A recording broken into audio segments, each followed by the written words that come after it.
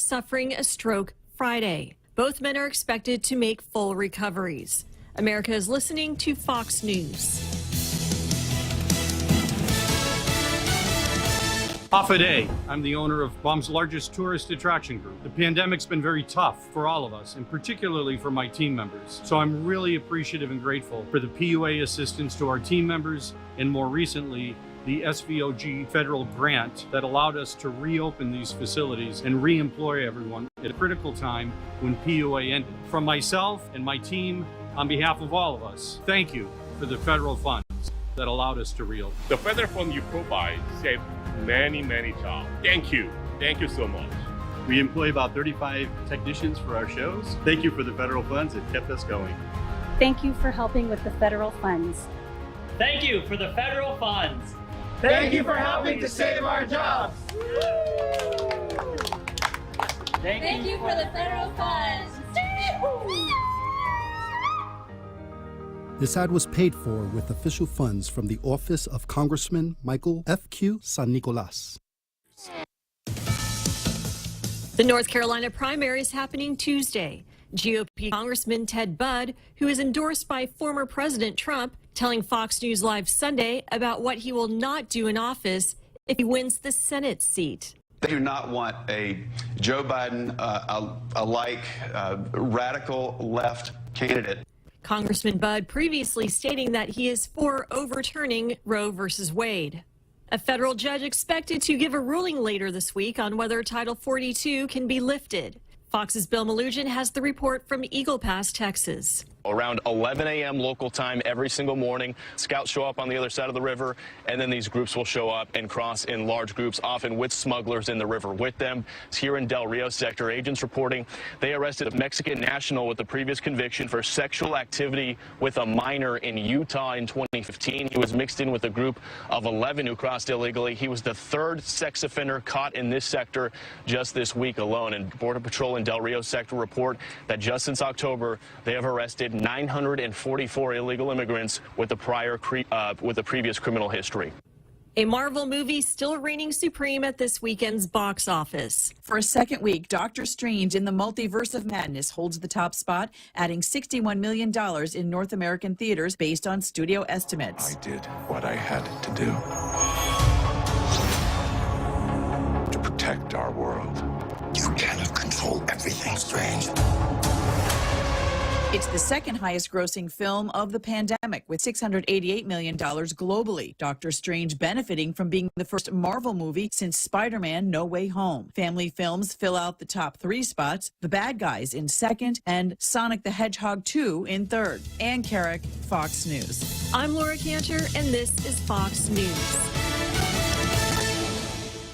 The Federal Reserve is starting to increase interest rates to fight inflation, but they're still so low, making it the perfect time to refinance your home, to lower your rate, and perhaps take advantage of its increased value to put some cash in your pocket during these uncertain times. Cash that you can have the freedom to access when you want, where you want, with your Bank Pacific Visa debit card. Lower your rate, put cash in your pocket. Access your cash when you want, where you want, with your Visa debit card. Where there's put branches, we place roots, and we're rooting for you. Equal housing lender, credit conditions apply. Half a day. My name is Joan Kinata from the village of Umate. I've applied for the program as Salapi to help me in my daily commute from Umate to Manila. Thank you to this administration for the program Salapi. The application deadline for Program Salapi has been extended to May 22nd, 2022. For more information, please visit doa.guam.gov. This ad was paid for by the Office of the Governor using government funds. Are you looking for a new place to hang out with your friends? Let's go along the sidelines at Sidelines Bar and Grill. Located at 154 Iriarte Road, Unit 4 and 5 in Tamuning behind Royal Bigs. Sidelines, a hidden gem with nothing but great things to offer. Great atmosphere, great food, top shelf drinks, and a great team. What are we waiting for? Let the fun begin at Sidelines Bar and Grill. Open daily from 3 p.m. to 2 a.m. See you there. Half a day. Patsy Gogri from Security Title here with information about what a title company does. The title side of our business determines who owns a property and guarantees your ownership with a title insurance policy. The escrow side acts as an independent third party, managing the transfer of money and documents between the buyer, seller, lenders, and others. Security Title has the management of real estate closings down to a science. Give us a call. We are here to help. Welcome to Tall Tales with Bob Klitzkie, the only show on talk radio where common sense is a lot more common. Phone lines are now open at 888-TALK. That's 888-8255.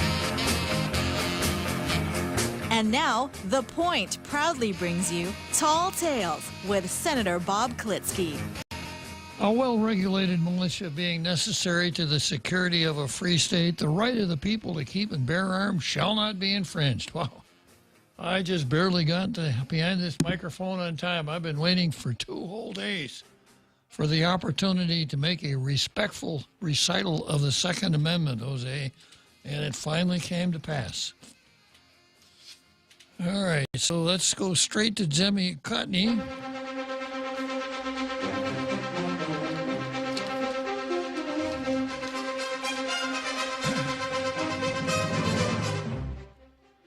Our view, next leadership needs to be accessible, flexible.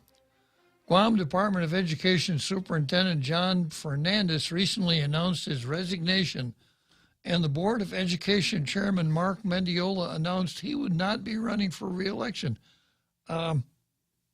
So what? the two are not of the like kind. Fernandez leaves in July and Mendiola leaves when his term expires at the end of the year.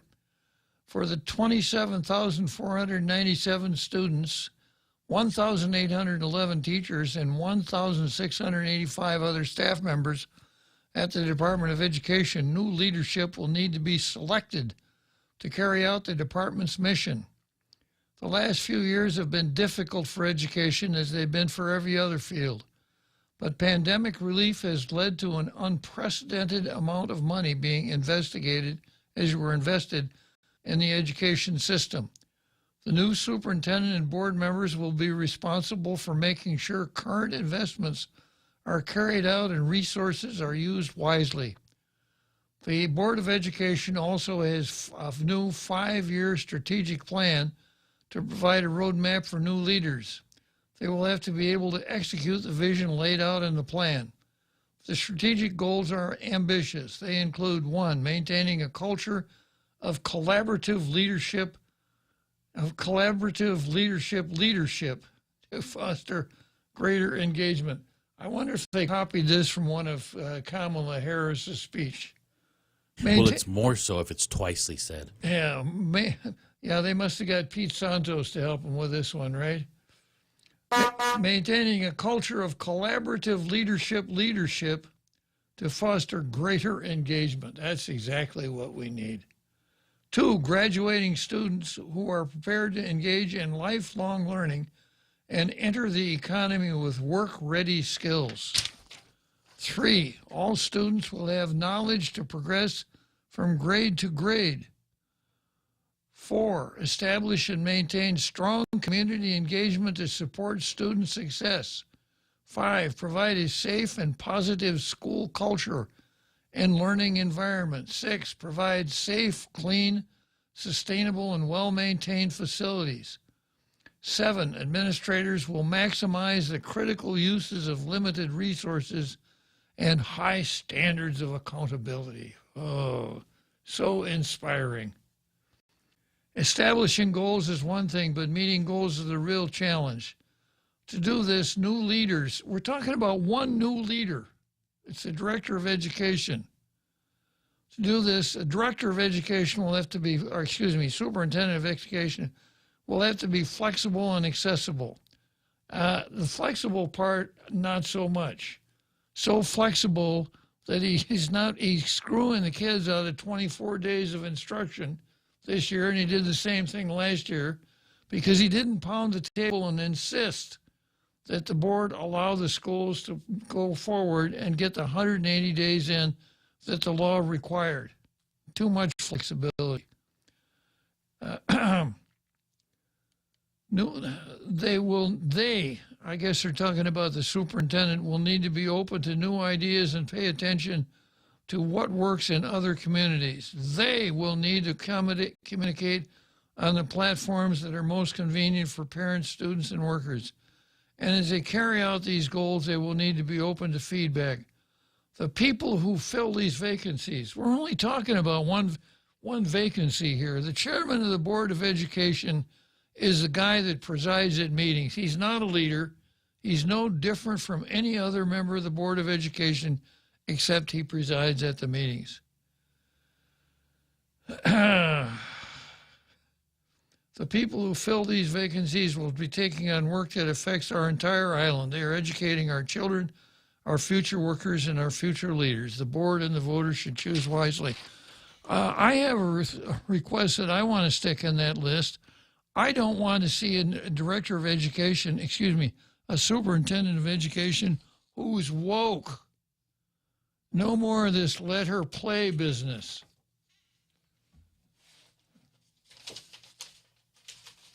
All right, so much for the for Demi Cotney. Let's turn now to the card. And of course, I start out here with systemic racism. And we begin by asking, let's see here, where is that?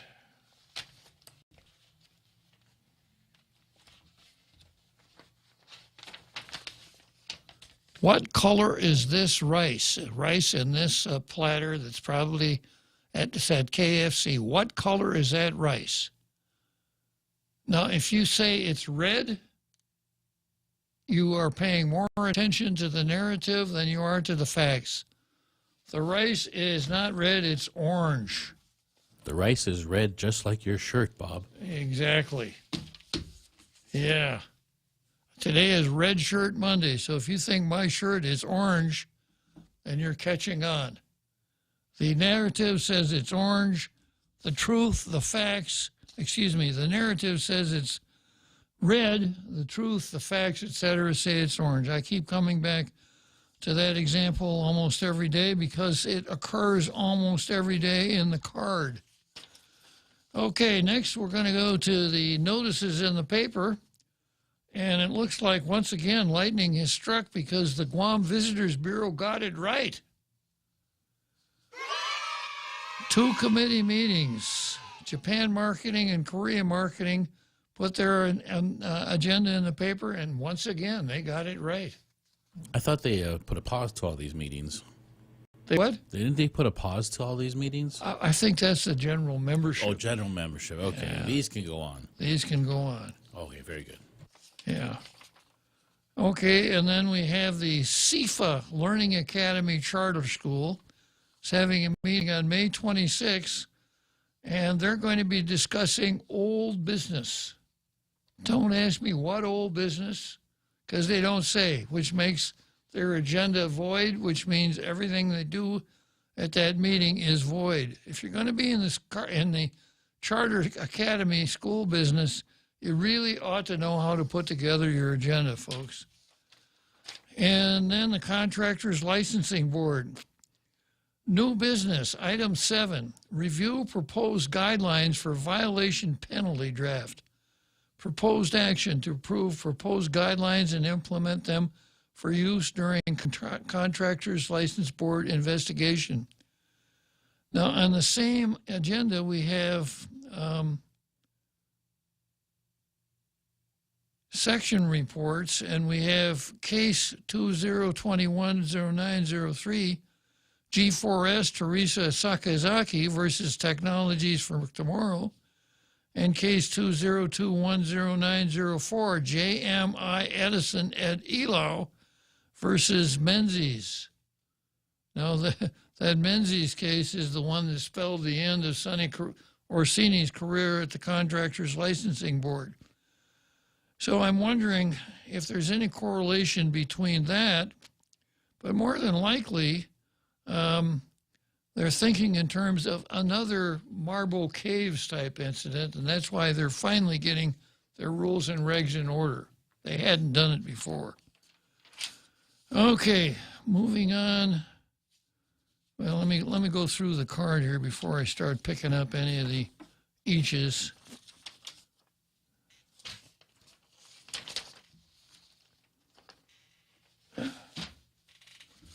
Yeah, so I've got that. Then I've got Speaker Therese Tetlahi versus the open government law. And it looks to me like the open government law is winning, much to Therese's chagrin. And then I've got state radio versus babies, Wolfman versus the Civil Service Commission, both Governor Leon Guerrero's versus Dave Sablon, Mary Torres versus innocent, helpless humans, Governor versus the 14 points, Biden versus girls rugby, which is a pickup on something that's been on the card for quite some time, going all the way back to Rugby Boy. And then the final item is Anisha Camacho versus Wokistan. Okay, so we've already talked about Paul Zerzan versus systemic racism. Enough said about that. Senators grate against open government law. I want to show you the headline for the day's Daily News. Here it is. Convoluted. Convoluted. And by the way, you notice the Daily News is once again going back to being the great gray newspaper. No color here. Convoluted. And some pieces of time-sensitive legislation will have to wait, etc. And the pullout is Speaker says open government law slows legislative process. And she says it's convoluted. Well, I'm going to show you that if anything is convoluted, it's Speaker Therese Tetlahi. So let's pick up on this article that ran in the Daily News.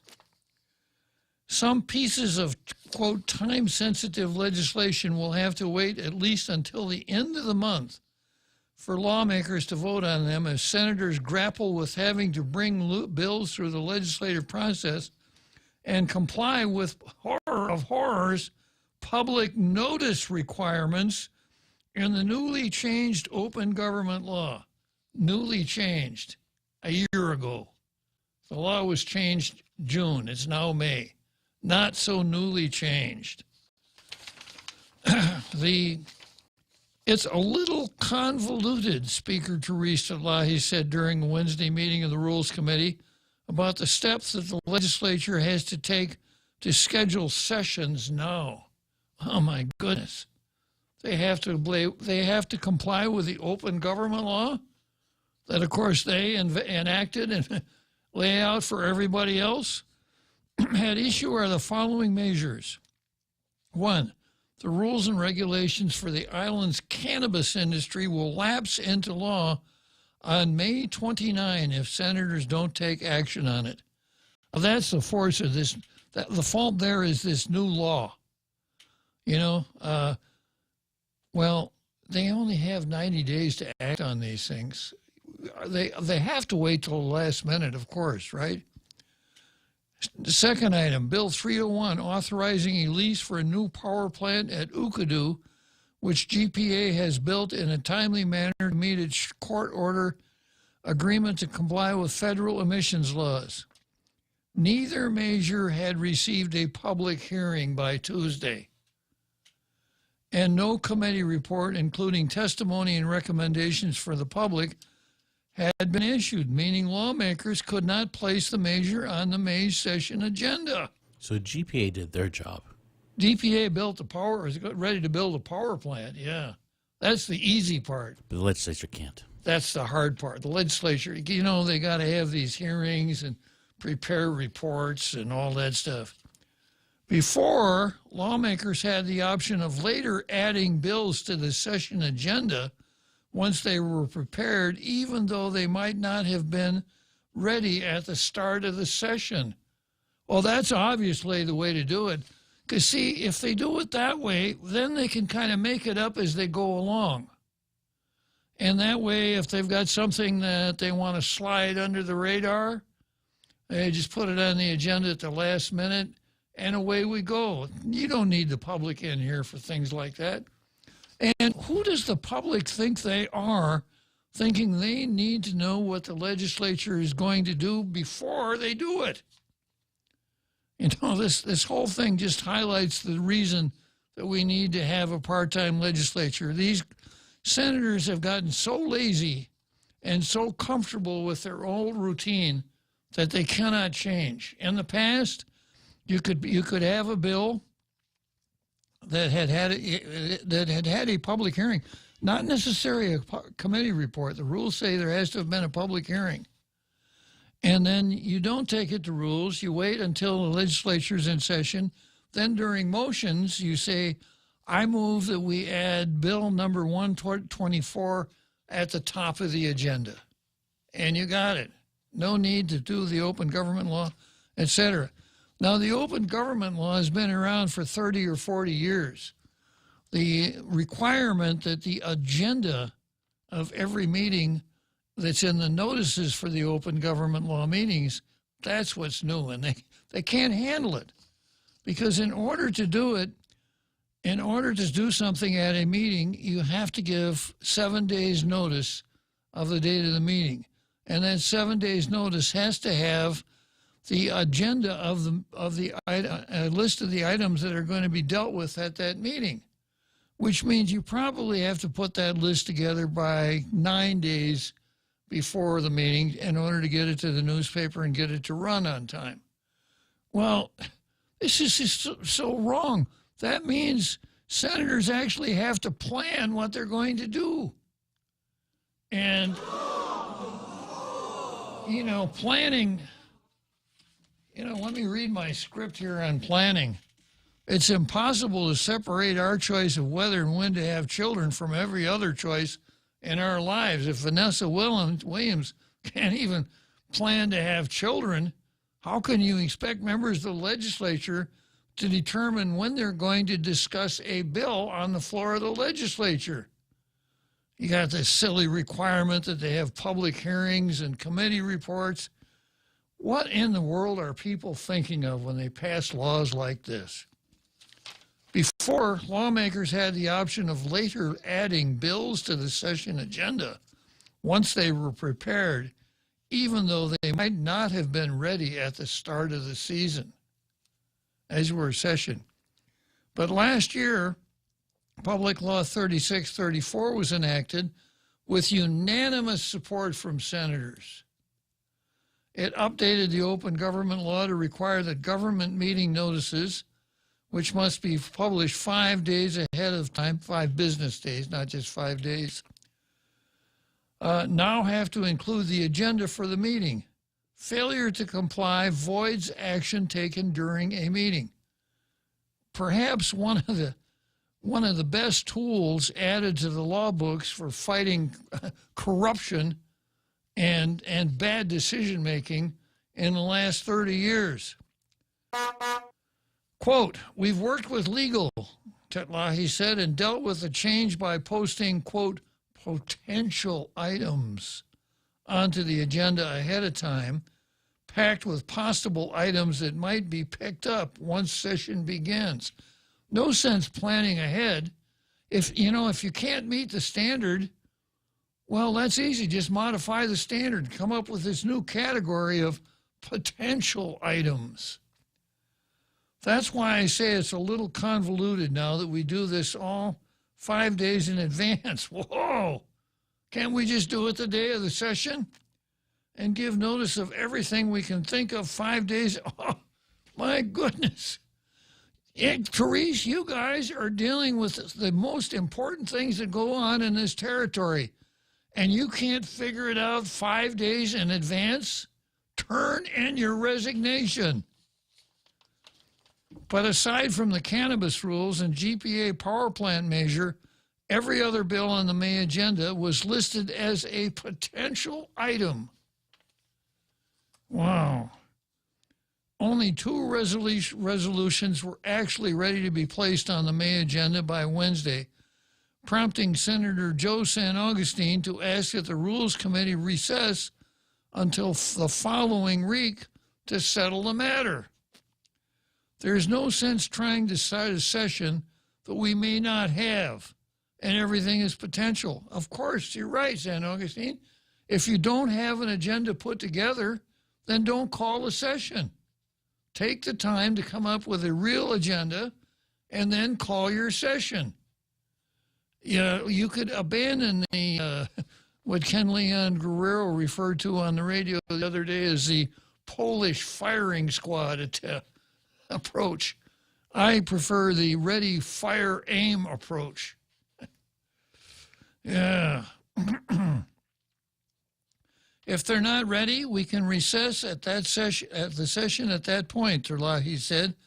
But waiting another week would push back the timeline further when the legislature still had to address the government's annual budget. Now, how long have you known that? No sense planning ahead. Just better wait till things jump up and bite you in the nose, and then react instead of plan. Ultimately, the Rules Committee failed to sort out an agenda for the upcoming session and recessed their meeting until May 18 in order to comply with the open government law. The earliest date senators can now convene session is May 25, which is only 4 days before the cannabis rules are set to lapse into law. Nice going. And there's really nothing they can do except allow them to lapse into law, because you couldn't possibly enact a statute to approve or disapprove the rules in this short period of time. There was similar friction in April when only one bill and one resolution were actually on the session agenda, followed by 10 potential bills. That month, 2 critical pieces of legislation, Bill 286, which waived the 180-day school requirement for students who missed instructional days during the pandemic, and 287, which waived service learning requirements for students, were placed as potential items. Now, we've been talking about this so-called waiver for 3 months? And you couldn't figure out how to get that on your notice of a meeting? Placed on the potential items in the session agenda on April 15, 3 days before either had a public hearing. Maybe they're waiting for the next school year. Maybe. So, sit down with your standing rules, get a sharp pencil out. We've been doing this. This is the 36th Guam legislature. This is not some arcane science that you have to consult with an astrologer about. It's all right there. But you gotta plan in advance. You can't just let things happen. While both eventually made it to the session floor and were passed, Senator Tello initially blocked them from being addressed because neither had a committee report posted online for the public to see. Senator Tallina, who introduced both bills, noted at the time that it wasn't required for the committee reports to go online before a bill reaches the Senate floor, session floor. Okay, I have a question, Tallina. Then why bother? If they're not going to be available for the session, why even go through the exercise? But the disagreement still delayed Bill 286 and 287 from being discussed for several days. Well, good for you, Tello. Way to go. Based on Wednesday's Rules Committee meeting, some notable items that might be added to the May agenda, maybe not. 291, the Heartbeat Act. 261, eliminate a liquid fuels tax. 12, remove the requirement that people who attempt to retreat before using deadly force, the so-called Castle Doctrine. Bill 297 mandates reasonable workplace accommodations for pregnant women. 266 to allow Waterworks Authority to repair water leaks on private property. 243 would update local consent laws to recognize that people who are mentally incapacitated cannot consent to sexual activity. So you guys are hoist with your own petard. You passed a law, and now you can't even figure out how to do it. No! Public Law 36-34. Very poor performance. Bring on the part-time legislature. Next item on the card, the state radio versus babies. Let's take a short break and we'll come back to state radio.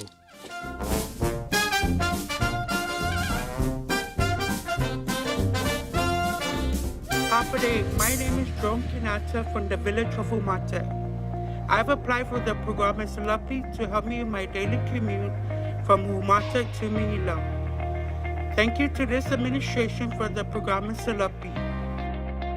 The application deadline for program in Salapi has been extended to May 22nd, 2022. For more information, please visit doa.guam.gov. This ad was paid for by the Office of the Governor using government funds. The Extra Point with Jerry Roberts of Guam Training. Hi, I'm Jerry Roberts, and every day on The Ray Gibson Show, I get to comment on the incredibly diverse, fun, challenging, sometimes frustrating, often exciting, but always interesting world of work. I hope you'll be there with us. You can find daily transcripts of The Extra Point at guamtraining.com. Tune in every weekday morning at 7:20 for The Extra Point with Jerry Roberts, brought to you by Guahan Insurance Services and First Hawaiian Bank on 93.3 The Point. Welcome back to Tall Tales with Bob Klitzkie, Guam's single voice of reason. Call now, 888-TALK. That's 888-8255. Let me modify that title. It's not state radio, it's state TV. The so-called public broadcasting station, the KGTF, made an announcement a couple weeks ago. We're going to start doing the news from now on, but it's going to be fair. And the story around networks is that they've been poaching talent from other broadcast facilities to start up state TV. Well, there's a request for proposals that was in today's paper, today's Post. PBS Guam office expansion and renovation. Request for proposals. So since they're going to be competing with private TV, private broadcasts, they've got to have a bigger office apparently. So let's just stop and see what we're going to be getting into here when we start talking about public radio and public TV. I have an article here that ran on Town Hall about the National Public Radio Network, NPR. NPR viciously hails pro-lifers as being joined in white male supremacism. The overly sensitive, gender-free, inclusive National Public Radio bashed the entire pro-life movement. With your money. Far-left NPR correspondent Odette Youssef took the time to call out the pro-life movement as a far-right cocktail of Christian supremacism, secular male supremacism, and white supremacism. Not just a group of people that really want to save the lives of babies. You got to add in all of these supremacists here. So both national and local pro-abortionists aren't afraid to use ad hominem. Not at all. Absolutely not. And I get a kick out of, and the same thing happened here with that release from the group. Just like clockwork, it's election time, as though they can have a sincere approach to the abortion debate, but we can't. We're just opportunists looking for the right opportunity. No sincerity whatsoever. No, we sincerely want to kill these babies. Exactly. But we can't, it's out of the question to think that we have a legitimate moral, ethical commitment to the cause that we're championing. And they mock people that have ethical and moral backgrounds. That's exactly what they're mocking when they say Christian values. Exactly. Yeah, exactly. In opening statements, the show's anchor, Adrian Florido, claimed that Republican thoughts are viewed as extreme ideologies. Overturning Roe versus Wade has been thought of as the work of Christian conservatives, but other non-religious movements on the far right have also played an important part, and aspects of their extreme ideologies have found their way into the mainstream. According to Florido, according to advocating to save a baby's life is more extreme than protesting to kill it. So if you have an extremism scale, killing a baby is not as extreme as saying don't kill the baby. While NPR prides itself on its mission to, quote, hold the powerful accountable as we hold ourselves to the core principles of honesty, integrity, independence, accuracy, contextual truth, transparency, respect, and fairness, it sure does get on its hands and knees to worship at the altar of the far left elites. During All Things Considered, which hilariously features so-called, quote, experts from the left to take things into account from both sides, Youssef spoke to Alex DeBranco, the founder of the Institute for Research on Male Supremacy. They went to Barrigada, GMF. Yes, you read that right. There's a whole team created to challenge male supremacy and misogyny, and the person who founded it is considered an expert. Now, I have a hard question here. On this Institute for Research of Male Supremacy, how many transgender males do you have? You should have at least 30% transgender males, meaning women who really want to be men. Otherwise, it's not fair.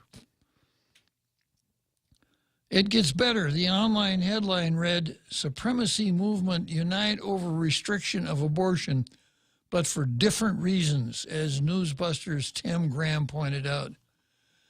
And she says we have to stop thinking about extremism in the anti-abortion context simply as violence. Instead, she says, we should be looking at the ideologies and movements that inspire that violence because they've pulled America's abortion debate to the extreme right. The extreme right. Don't do it. And you can hear that language used today. The show continued to explain that, quote, a far-right idea of demographic decline or the great replacement in which Christian civilization or white people are being outnumbered by non-Christian and non-white people. And this is a fear that has been bubbling up in the anti-abortion materials for a long time. In closing, Youssef pointed out that anti-abortionists are extremists, or that they're all extremists or white supremacists. But she says that anti-abortion messaging has tended to accommodate white nationalism and conspiratorial thinking. Yeah, wow.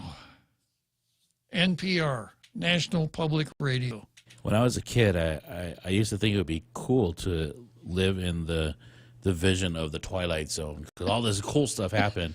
Yeah. Now I'm regretting it. Yeah, Mort Saul. We're the real Mort Saul. Please stand up. Okay, next item on the card is Wolfman versus the Civil Service Commission. Guam Fire Department seeks to reverse the Civil Service Commission post-audit decision. The Fire Department, through the Office of the Attorney General, is seeking a court reversal of a Civil Service Commission decision that voided the personnel actions of 3 firefighters who were forced to resign from GovGuam jobs to get hired for entry-level pay at GFT about a decade ago. The firefighters requested a post-audit investigation from the commission and CSC staff. This is what I really like. A group of faceless bureaucrats. CSC staff concluded that the fire department violated a personnel rule with regard to their hiring. In addition to reversing the CSC decision, Assistant Attorney General Matt Wolf, the Wolfman, you remember the Wolf Whisperer? Yeah, so if you haven't read that column in the Pacific Island Times, be a good time to read it because we get into the Wolf Whisperer and similar topics. Wolf has asked the Superior Court to make determinations on an open government law issue and a number of legal and procedural matters. Wolf asked the court to determine that the CSC Enabling Act does not authorize the Commission to rehear an already dismissed post-audit. The CSC decision was based on refiling. After an earlier filing had run through a statutory 180-day deadline with the CSC unable to complete the post-audit process beforehand. That would be the CSC staff. The CSC informed the parties that it could not complete the post-audit investigation for the initial filing, but also stated that nothing prevented the three employees from filing their complaint again. If at first you don't succeed, try again. The 180-day deadline has been causing issues for the CSC, and the agency would like to have it extended. If you can't meet the standard, it's not your fault. Change the standard. 180 days. That's a half year. The OAG motioned to dismiss the refiled audit request, but failed to get the commissioners to consider the matter during the post-audit hearing in February. They wouldn't even consider it. Wolf also asked the court to invalidate the CSC's promulgated 15-minute rule for counsels to discuss motions at post-audit hearing and to prohibit the CSC from conducting more post-audits until it promulgates post-audit rules. Well, I think they can just they're probably doing the same thing that the legislature wants to do. Just make it up as they go along. The Attorney General's petition also requested a prohibition on covertly deliberating during 5-minute recesses or whispering among themselves without complying with the open government law.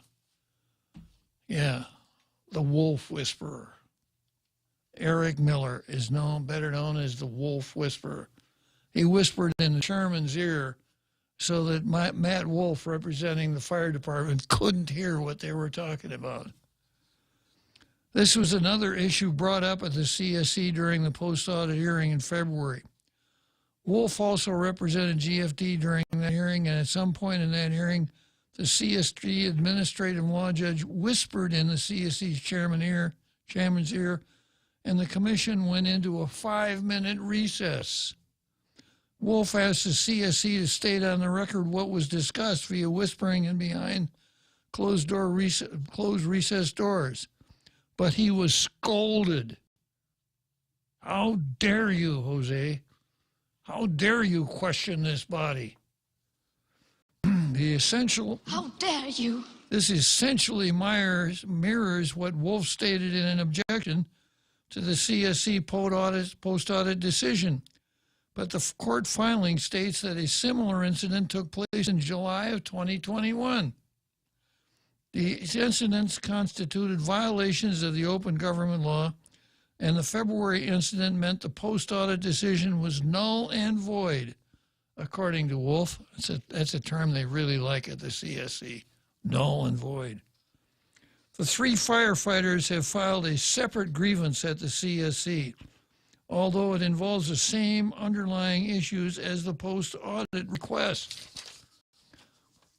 On Thursday, CSC decided to proceed with a hearing on the grievance.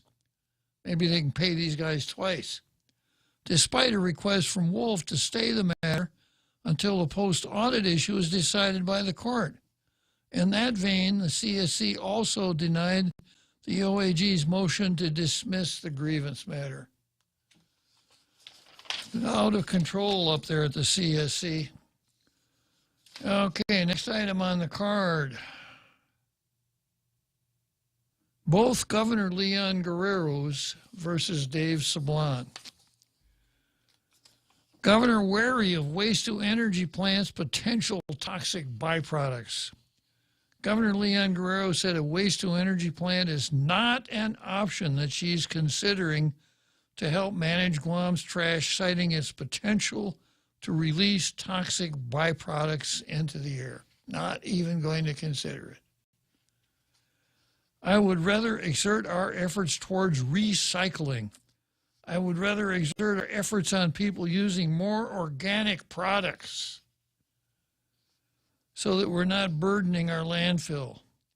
The governor said when asked about the Guam Resource Recovery Partners' renewed push for a $180 million waste of energy project. This whole recycling thing is kind of new to me because we don't do recycling on Guam. No. We ship it out. Exactly. So Governor Leon Guerrero is flying in the face of my interlocutory ruling, where I said I'm not ready to rule on the matter of waste energy. My interlocutory ruling is I want to hear as much discussion on it as is appropriate. She doesn't. She knows so much about toxic fumes that she doesn't need to learn anymore. Well, she thinks unborn humans are just a clump of cell soap. There you go. On Friday, however, the governor signed into law Senator Sabina Paris' bill extending the effective date of the paper bag ban for retailers and wholesalers from July 1 this year to July 1, 2025. She's allowing paper bags?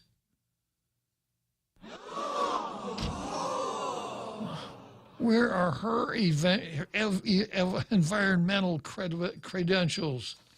You can't let grocery stores put things in paper bags. They extended it because people can't find their way out. Yeah. Of these paper bags.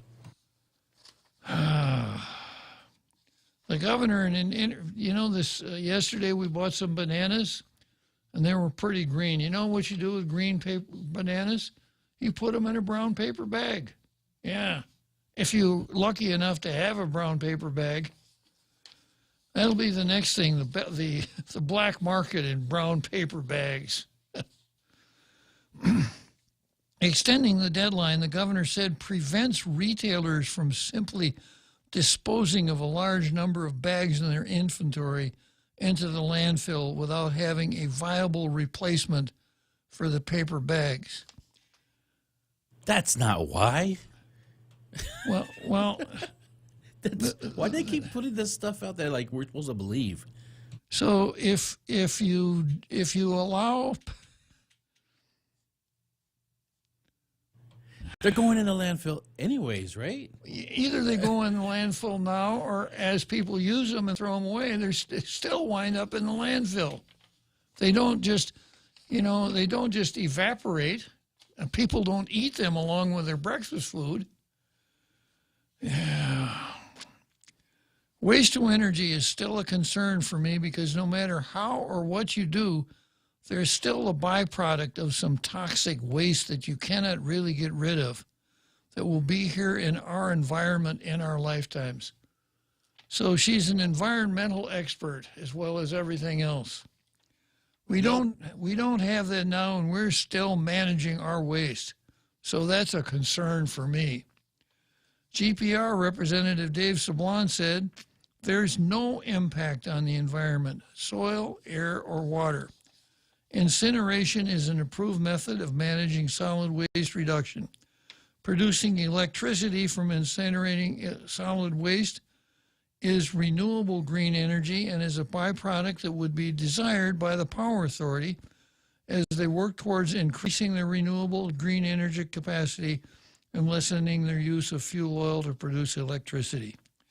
Sablon has been making the rounds, drumming up support for the GRRP's plan to build a waste-to-energy plan, including speaking before mayors. The Environmental Protection Agency will not issue a permit if our design and data show any harm to the environment, Sablon said. There will be scrubbers in the smokestacks that clean the emissions before they're released into the atmosphere. There will be monitors to make sure the emission standards are met. The governor said her administration's focus is on decreasing waste through recycling. All right, let's take a short break and we'll come back to this fable here in a minute. Listen to The Point anytime, anywhere on Odyssey. Odyssey is your new audio home for all the music, news, sports, and podcasts that matter to you. Find your favorite stations like The Point and discover more. Music stations, local and trusted news sources, sports talk and team coverage, plus today's biggest podcasts. Find it all on the Odyssey app. AUDACY. Here at Nimitz Towers, we're a large-scale rental complex. We have over 20 employees, and when the pandemic hit, our concerns were people not being able to work, loss of revenue and income, and luckily, due to PPP, we were able to keep all our employees employed, working. We were able to provide services, maintenance, and cleanliness for the building and the operation. Also, the rental assistance program helped us stay solvent during the pandemic and helped us keep the tenants in place. We're thankful for Congressman San Nicolas advocating for these funds on our behalf in Washington, D.C. If you have any concerns about any federal issues, feel free to contact your congressman's office. Thank you for the federal funds. Thank you for the federal funds. Thank you for the federal funds. Thank you for the federal funds. Thank you for the federal funds. Thank you for the federal funds. Paid for with official funds from the office of Congressman Michael F.Q. San Nicolas.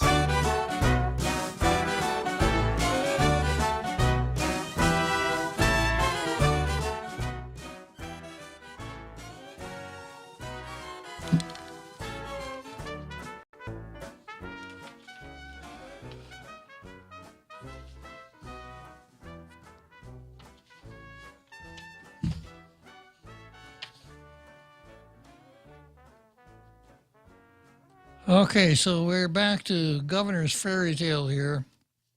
The governor said her administration's focus is on decreasing waste through recycling, circular economy, and putting more of our waste back into more productive and recyclable products.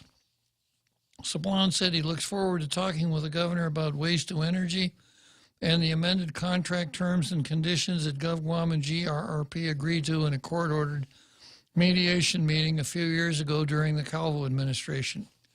The governor said she would be happy to meet with Sablon, but she's very concerned about that waste-to-energy technology does to our environment. My mind is made up. Don't confuse me with the facts. If something that we don't have right now and we know is questionable in terms of health and safety to the community, why have it when we're already managing our waste? Well, we're really not managing our waste. We're paying huge amounts of money for something that, what did it cost us, like $3 million to sell, to bury that stuff? I think our recycling is doing really good. We don't have to put in something that we know can be caustic to the environment and the health of the people. Why do that? Before the ash is deposited at the Ledzon landfill, it would be tested and treated so it's inert and harmless to soil and vegetation, Sablon said, adding that all environmental concerns have been considered and would be addressed with the final design and technology that GRRP selected. Fly ash can be captured and sold to concrete-producing companies. Thus, less ash is delivered to the Ledzon landfill, increasing the life of the landfill. Sells for decades longer than if only solid waste is deposited there, he said. Critics said Guam law has long banned waste-to-energy facilities or trash incinerators. GRRP argued that it's held its incinerator contract long before Guam banned incinerators. So that's one of the Governor Leon Guerrero's. And then the other Governor, Leon Guerrero, had a release of a letter that he sent to Governor Leon Guerrero, and the subject is announced plans to meet with GRRP to discuss waste energy.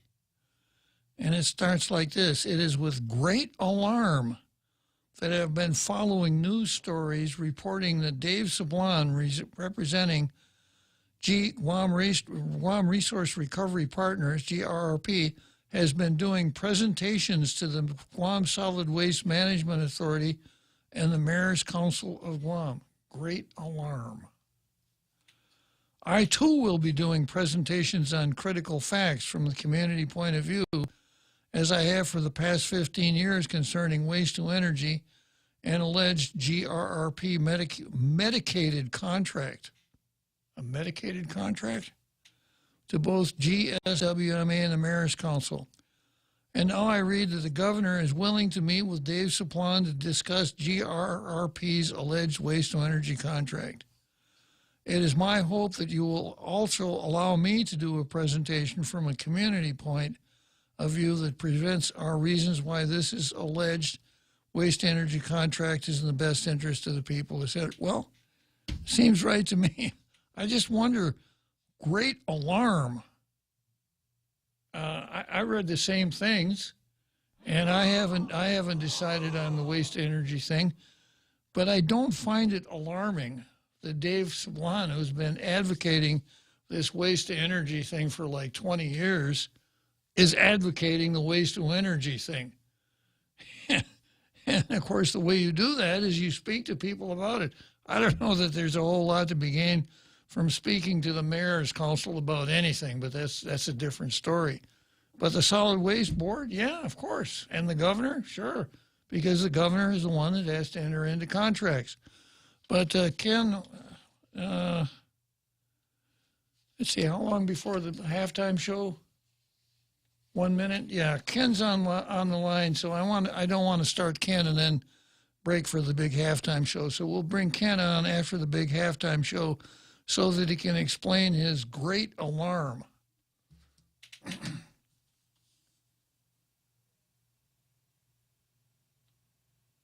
And then I've also got another Joe who wants to speak about this too, I guess, huh? Okay, is it time for the show, Jose? And oh, wait a minute. After the show, we've got Hope's screen test. So I'm going to entertain Ken and another Joe, and then I'll go to Hope's screen test, in case that's why you tuned in today.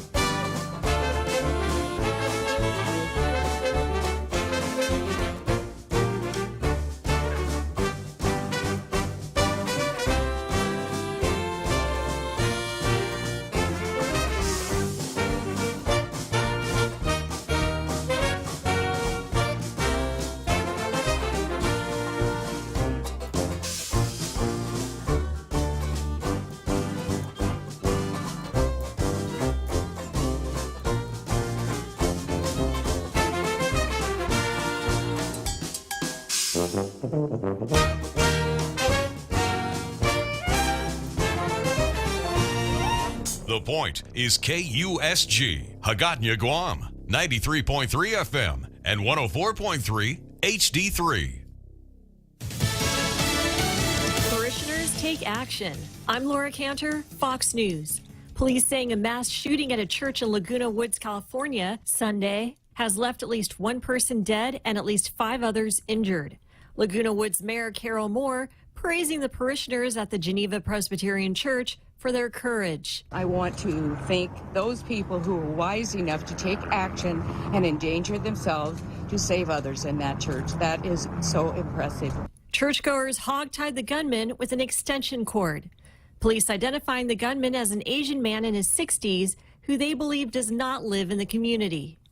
Authorities saying a shooting at a busy Houston flea market Sunday killed 2 people and wounded 3 others, and that the shooting was the result of an altercation between a group of men in their 20s who allegedly knew each other. No innocent bystanders were injured. Thousands of people were shopping at the open-air market when the shooting occurred. President Biden traveling to Buffalo, New York this week. President Biden and First Lady Jill Biden will visit Buffalo Tuesday, the city in grief following a mass shooting. 10 people died, 3 others were hurt. Most of the victims were black. The suspect, a white 18-year-old male, faces first-degree murder charges. Investigators say the shooting was racially motivated and is being investigated as a hate crime. Fox's Jackie Ibanez. Finland announcing that they will move forward with plans to join NATO. Sweden saying they will apply to join NATO also. Finland's ambassador to the U.S., Mikko Hautala, knows Vladimir Putin better than most. He says the Russians should not be surprised that his country now wants to join NATO. Putin is getting the exact opposite of what he intended. He wanted Ukraine to stay out of NATO. Now he has two neighboring Nordic countries who are going to be joining NATO. Fox's Jennifer Griffin. America is listening to Fox News.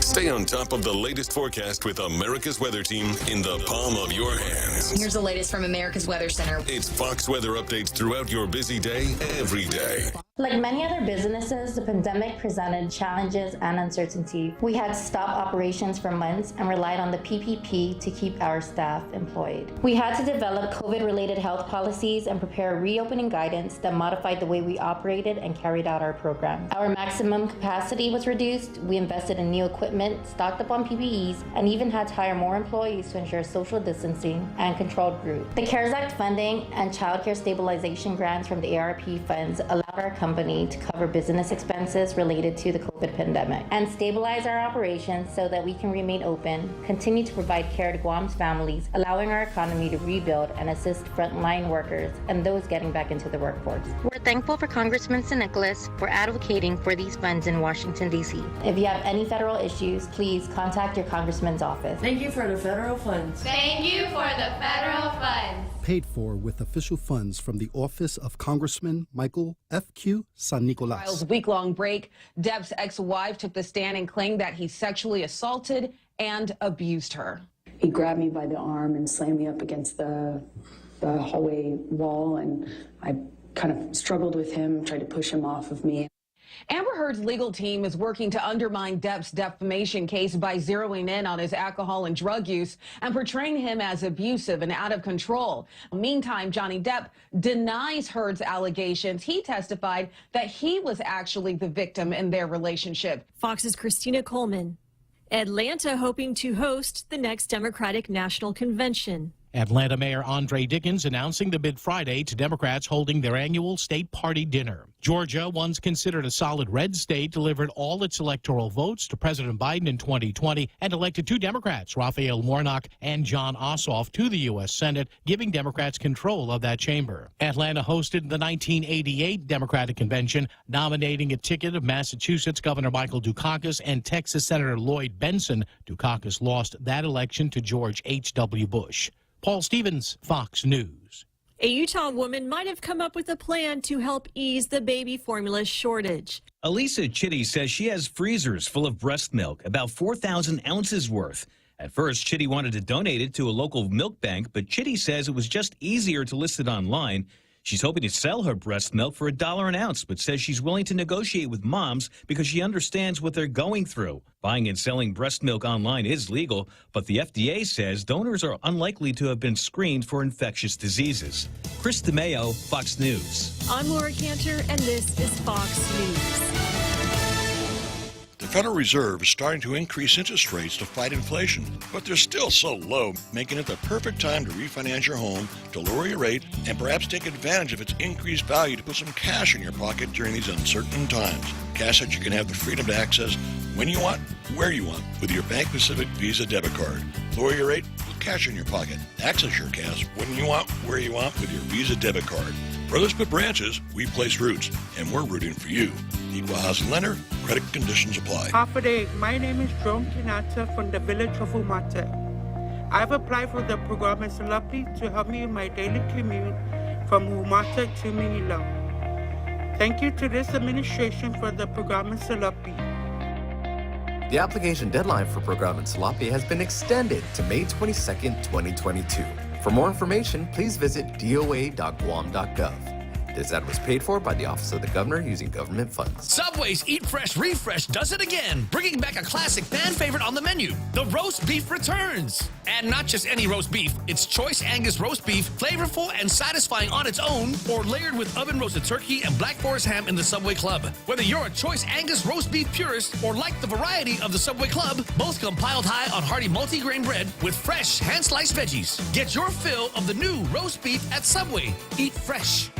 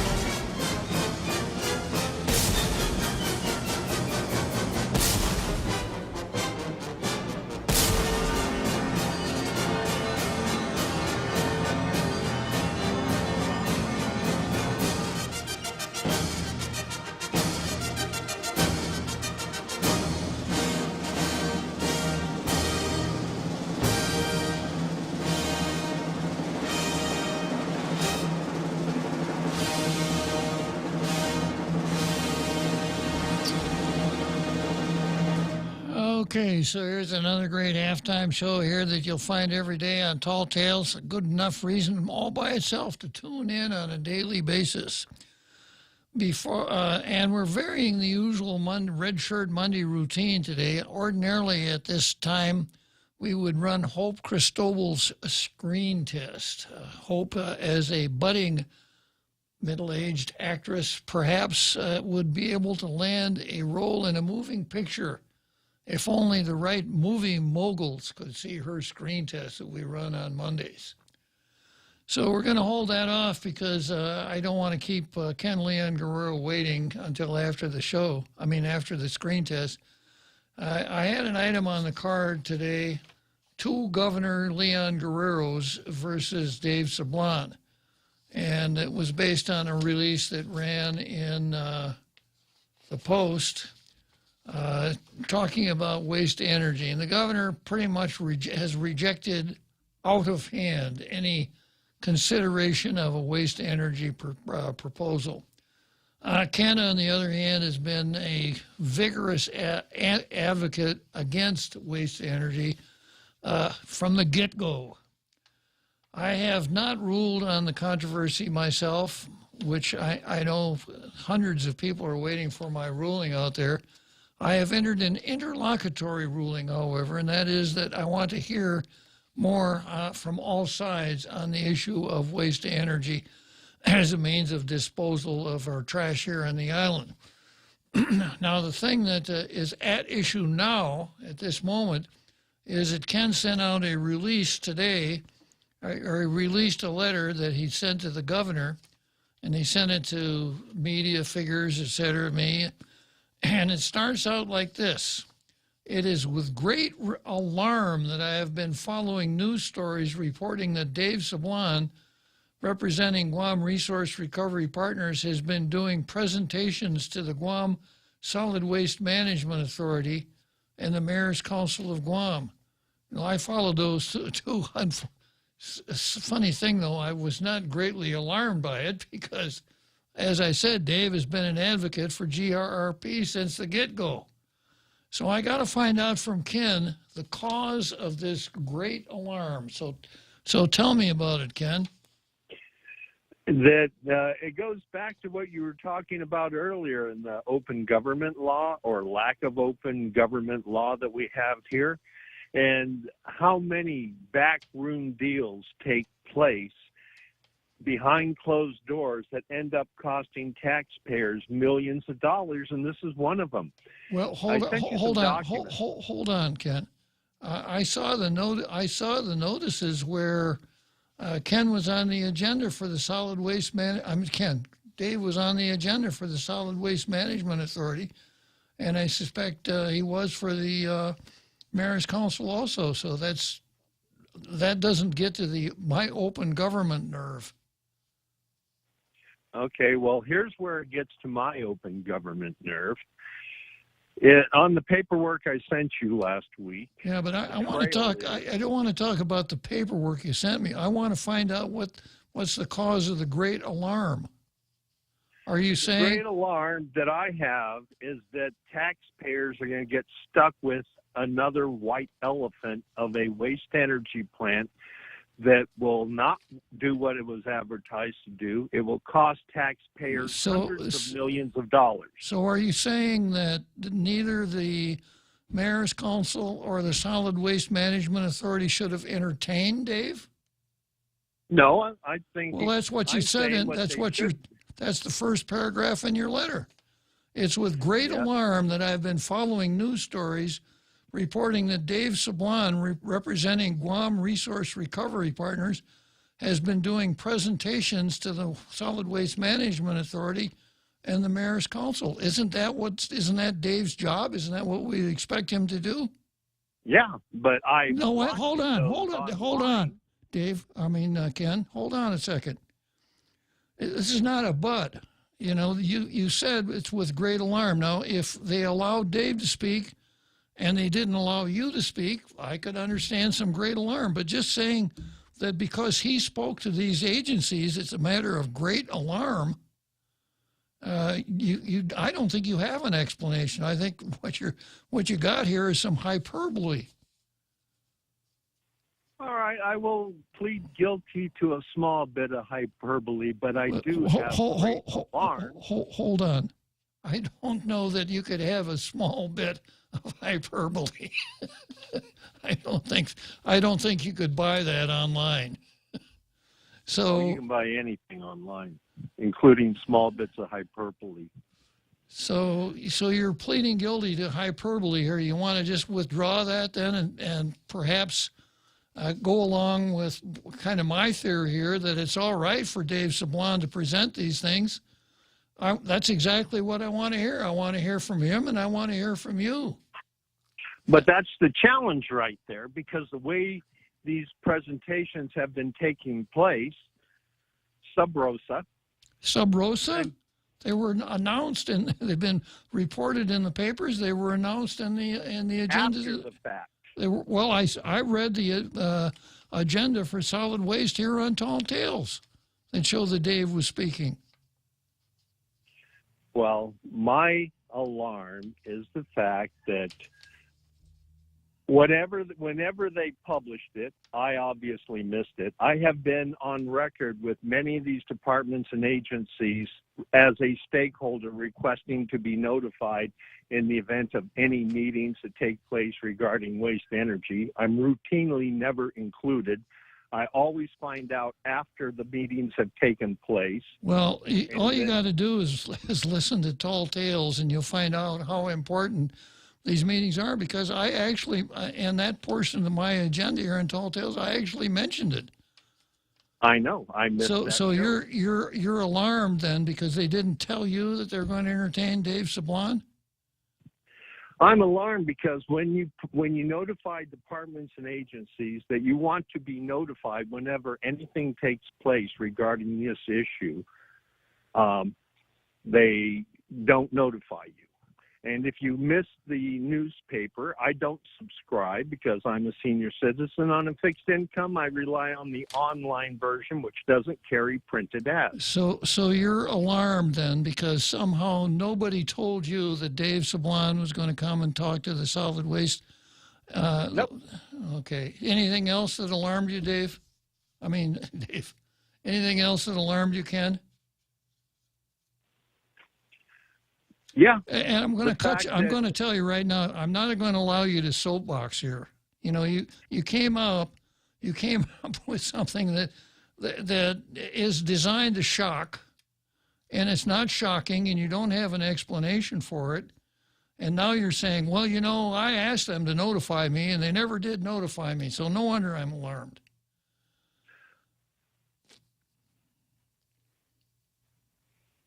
The reason I am alarmed is because I listened to the presentations that were done at Solid Waste and at the Mayor's Council, and there were a number of misrepresentations made, and there was no one there to challenge them. I've now scheduled to do a presentation to the board. I'm applied for a slot to speak to the Mayor's Council. And as you see, I've requested that the governor give me equal time to present the community point of view. So that part of the process I'm comfortable with, because I've been following that process for 15 years. And for 15 years, we've been successful at stalling this project.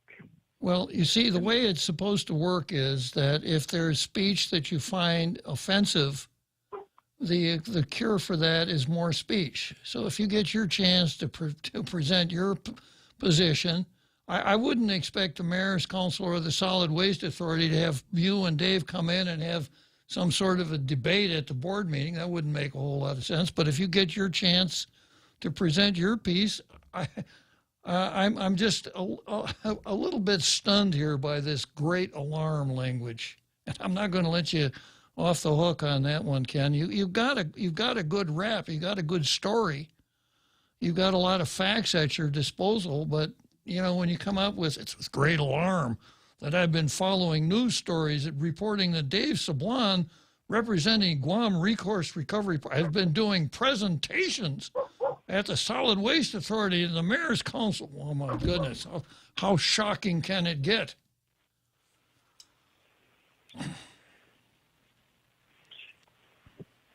I have no response to that.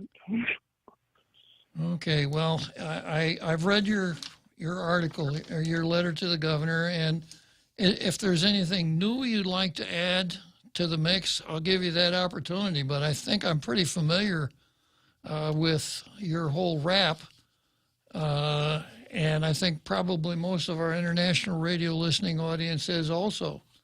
So your attention getter worked, because it's the reason I put it on the card. So, take a victory lap, and I'll be looking forward to your presentations at the Mayor's Council and at the Solid Waste Authority. Well, I hope to see you there. Well, I'll be tuned in from afar. As we all are these days. I think I'll even be doing my presentations by Zoom if I understand it correctly from what I've heard so far. Well, that's unfortunate. So I appreciate the time I did get with you, and I will take the coaching in stride here and be a little more circumspect in my hyperbole. How's that? Circumspect hyperbole is the best kind, Ken. Good talking to you. So long. All right.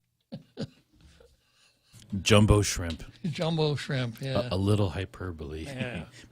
maybe the opposite is microbrule. There you go.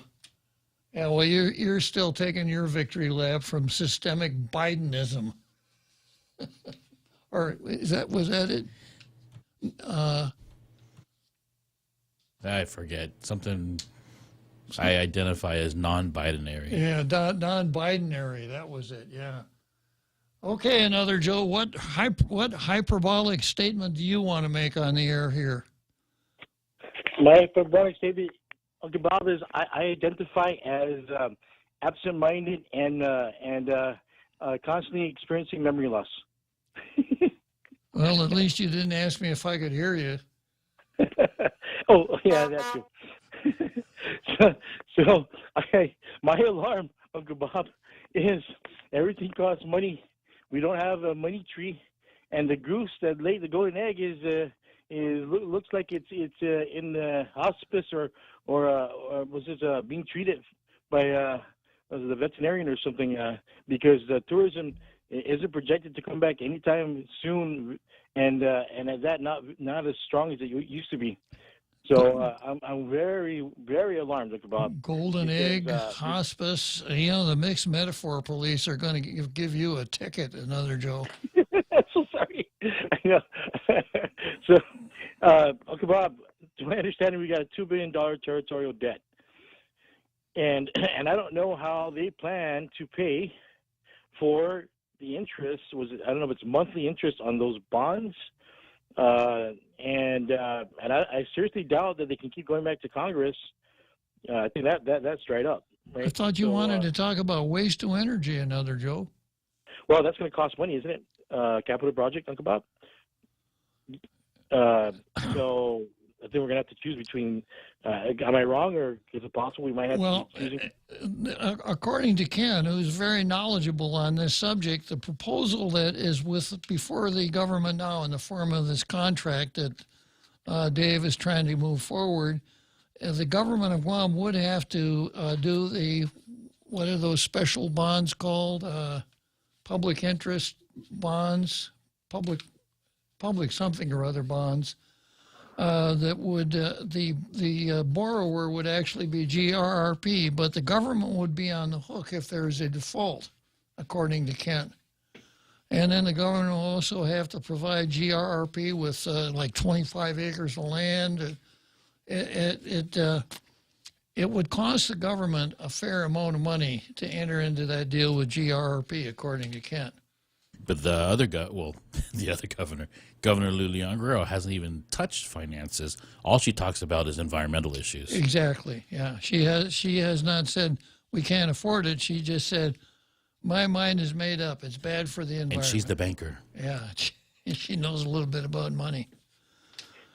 So that's pretty much my concern, Uncle Bob, is the overall long-term, short, medium, long-term cost of these projects, and will that in any way affect the cost of building of a new clinic or hospital that that the thing is we've all identified as being needed, if unless they plan to throw the money back at GMH, which I don't think that's the case. Anyway, Bob, that's pretty much all I got to say for now. I got an idea, another Joe. I know where we get some money to build a hospital. Okay. Compact impact money. Oh, you got me there. Good, Bob. I recently go back to Congress. Okay, Bob, thanks. I'll just keep listening. Good talking to you, another Joe. Well, there's a solution. There it is. Okay, next we've got Mary Torres versus innocent, helpless humans. Mary, you know, the old saying is that politics makes strange bedfellows. Well, here's a story that runs in the Post. Lawyer, senator, let voters decide abortion issue. The United States Supreme Court appears poised to overrule a decades-old precedent establishing abortion as a right in the United States. That is guaranteed to have sweeping implications for the nation, including on Guam, where a 30-year-old local ban on abortion remains on the books. Recently introduced legislation, the Guam Heartbeat Act of 2022, aims to ban abortions once a fetal heartbeat is detected. The two measures differ in their provisions, but share a core intent of restricting abortion access and practice. However, the existing ban, Public Law 20-134, contains a caveat, ultimately placing the abortion issue into the hands of voters through referendum. Poor use of the word caveat. I would say a proviso, not a caveat. Wait, this is from the attorney? Yeah, probably. It's probably a press release from Vanessa Williams, who has really got away with words, as we all know, right? Yeah. A caveat means look out for this. Here's something for you to be aware of. With that in mind, Attorney Vanessa Williams has called on Speaker Therese Tatlahi and her committee to reject the Guam Heartbeat Act of 2022 and let voters decide the issue of abortion once and for all. Quote, that was in quotes. While most lawmakers are silent about their position on the existing ban, one senator, Mary Torres, stated that even the ban recognized that a divisive issue like abortion should be determined by the public. And given inconsistencies between the existing ban and the Guam Heartbeat Act, Torres said the latter should be set aside pending a final decision from the Supreme Court and, if necessary, the voter referendum. Well, I could understand that. I could understand saying, let's hold on to the Heartbeat Act since we're expecting a decision next month from the Supreme Court. I don't know that it'd be my first choice, but... Somebody brought that up to me before. Like, Yeah. should we go forward with this? Because Roe versus Wade might be overturned. But to me, I was like, the Heartbeat Bill has nothing to do with Roe versus Wade in the sense that it's a civil type legislation. They could, not criminal. They're not inconsistent one with the other. Right. Yeah.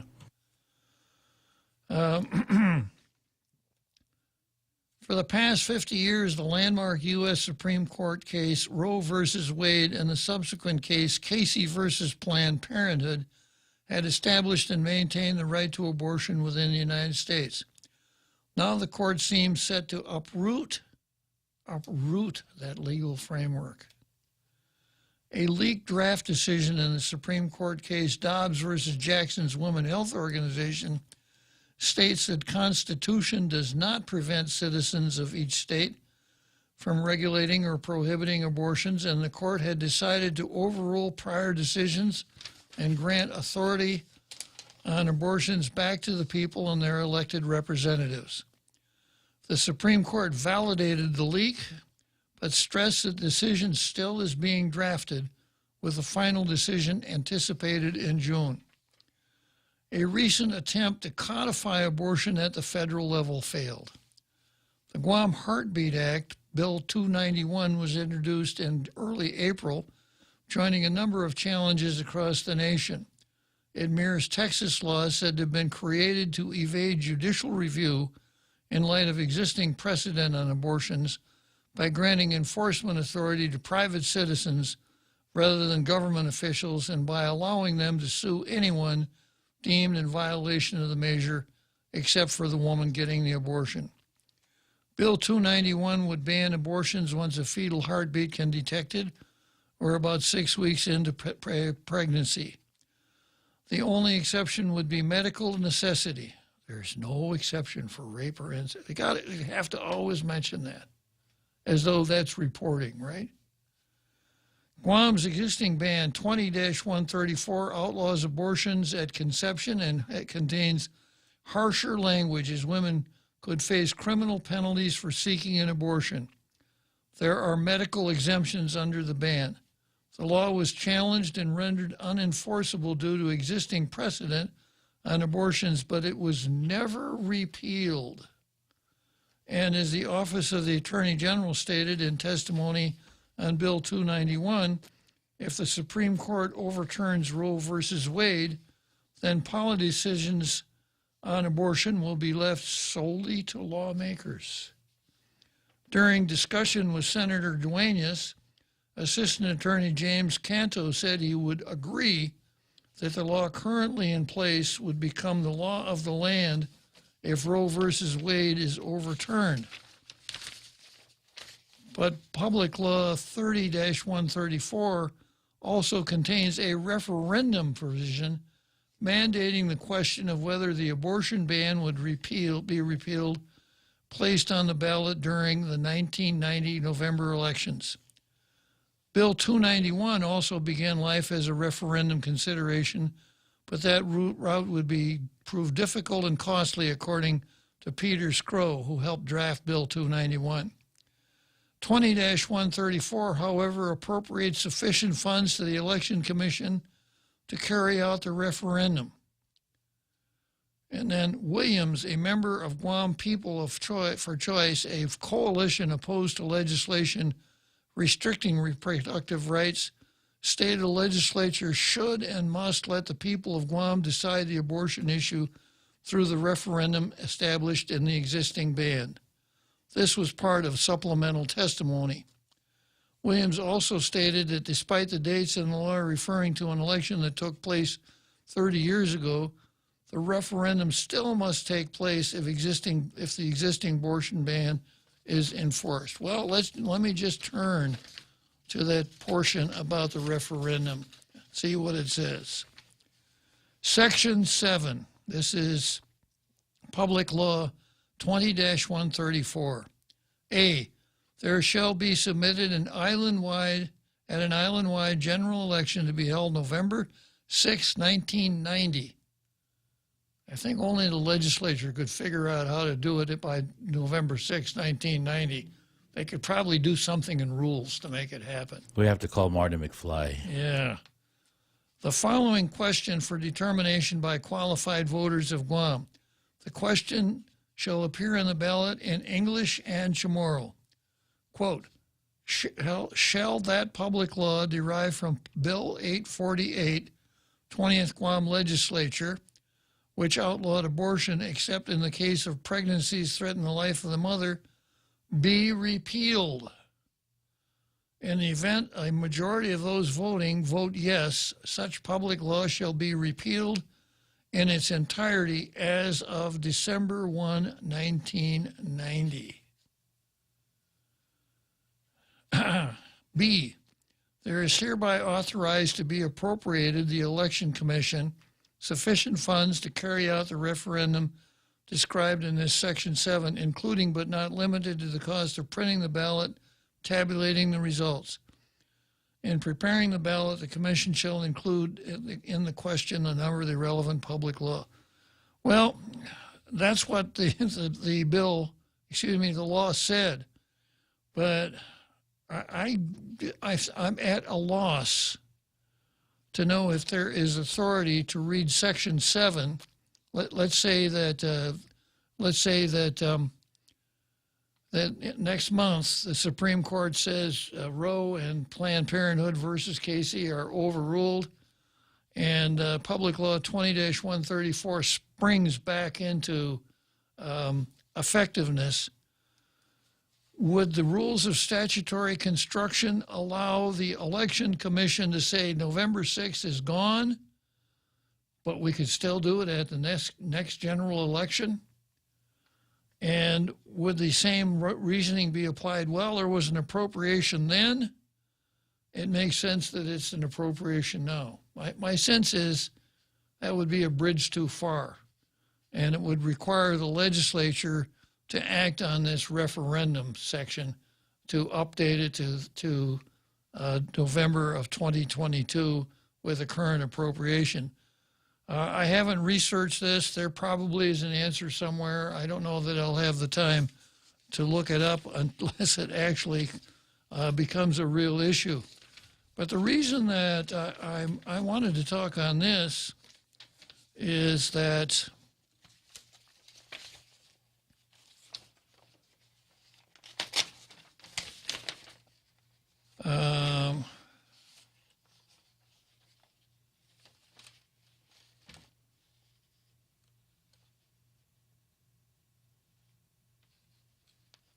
the Daily Post submitted questions to all lawmakers seeking their position on 20-134. Only 2 responded, Torres and Brown. Torres stated that the leaked Supreme Court decision should also cause lawmakers concern for Bill 291 and potential conflicts with 20-134. The 2 measures impose different definitions of abortion, different timelines for bans, and different sanctions and penalties. At the least, 291 should be set aside until the Supreme Court decision is handed down and voters determine whether the existing ban should stand, if needed, according to Torres. Lawmakers 30 years ago recognized the final outcome of abortion should reflect community values and respected voters enough to require a referendum at the next general election, Torres said. Now, that's the part I want to comment on. And by the way, Brown was asked for her comment, and Brown's comment was she's a pro-life supporter. That was it. Okay, let's head for Churchill Downs, and I'll come back and finish this up and go on to the next item. The Extra Point with Jerry Roberts of Guam Training. Hi, I'm Jerry Roberts, and every day on The Ray Gibson Show, I get to comment on the incredibly diverse, fun, challenging, sometimes frustrating, often exciting, but always interesting world of work. I hope you'll be there with us. You can find daily transcripts of The Extra Point at guamtraining.com. Tune in every weekday morning at 7:20 for The Extra Point with Jerry Roberts, brought to you by Guahan Insurance Services and First Hawaiian Bank on 93.3 The Point. Half a day. My name is Jerome Kinata from the village of Umate. I've applied for the program as Salapi to help me in my daily commute from Umate to Manila. Thank you to this administration for the program as Salapi. The application deadline for Program in Salapi has been extended to May 22nd, 2022. For more information, please visit doa.guam.gov. This ad was paid for by the Office of the Governor using government funds.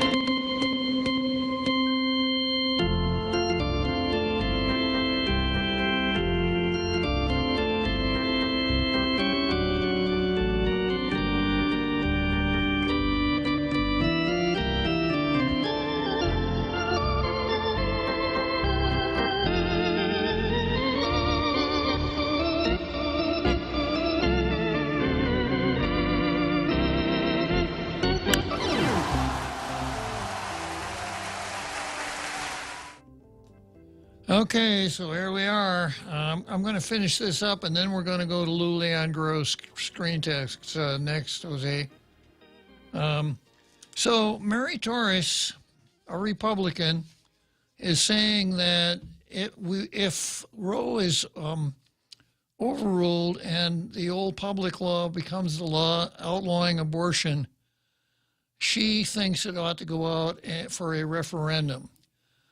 So do we elect people to the legislature because we think they have strong convictions and they're going to act on their convictions, and their convictions are aligned with us.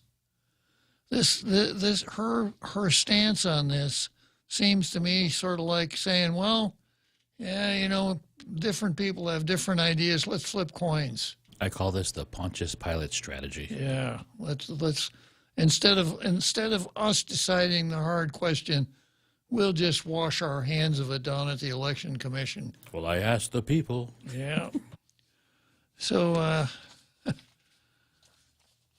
Mary Torres, that's why I titled this Mary Torres versus Innocent, Helpless Humans. Next item is going to be Esteban versus Brennan, but we're going to go to Hope's screen test first, and then I will tell you a little bit more about Hope after the screen test. I'll give you some context.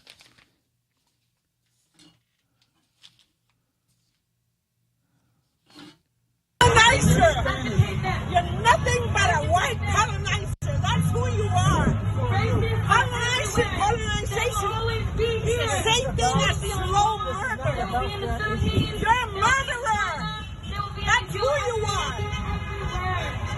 We need to just do different. We need to do better. Get off my island. Sir, you need to go. You can't be policing people here and telling people how to protest or what to protest for. You need to go. You need to go. I'm against this. That's cool, but you cannot be policing people and telling them how to protest and what to advocate for. She has a right to yell. I'm an indigenous tomorrow. I have more rights here than you are.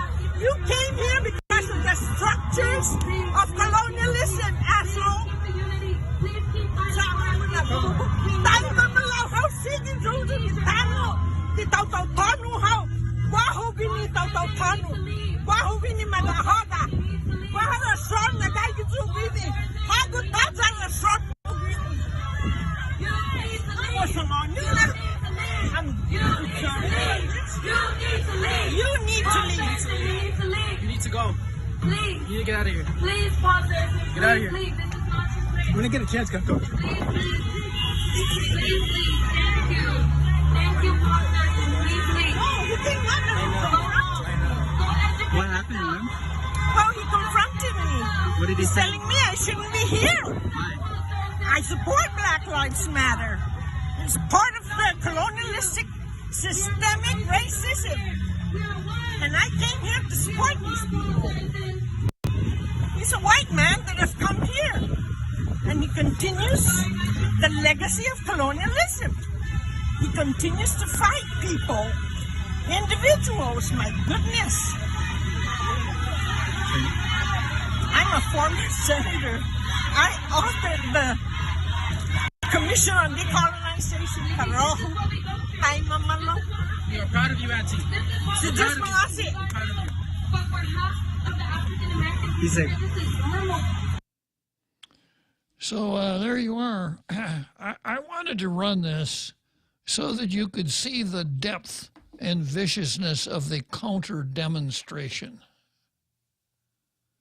Did you watch closely enough to see all of the details of the counter demonstration? I had to close my eyes. It was harsh. It was just too. That Paul Zerzan, the way he lifted up his mask and took a drink of water. He doesn't let anyone get a word in edgewise. Not at all. You know, he just to shut down the whole thing. Well, that's Hope Cristobal.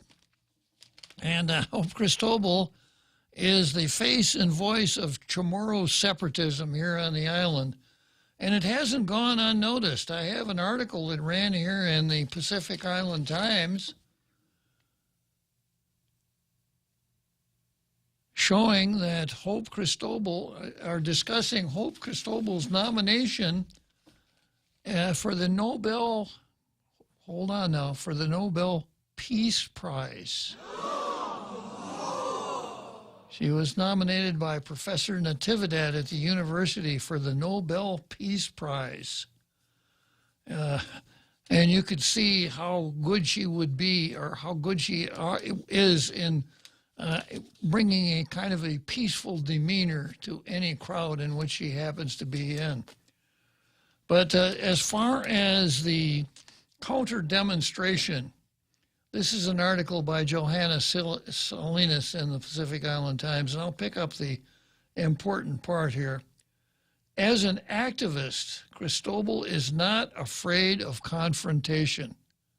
Yeah, you can say that again. Quote, at the Black Lives Matter rally in Hagatna last year, there were counter-protesters harassing us. Counter-protesters harassing us. Plural.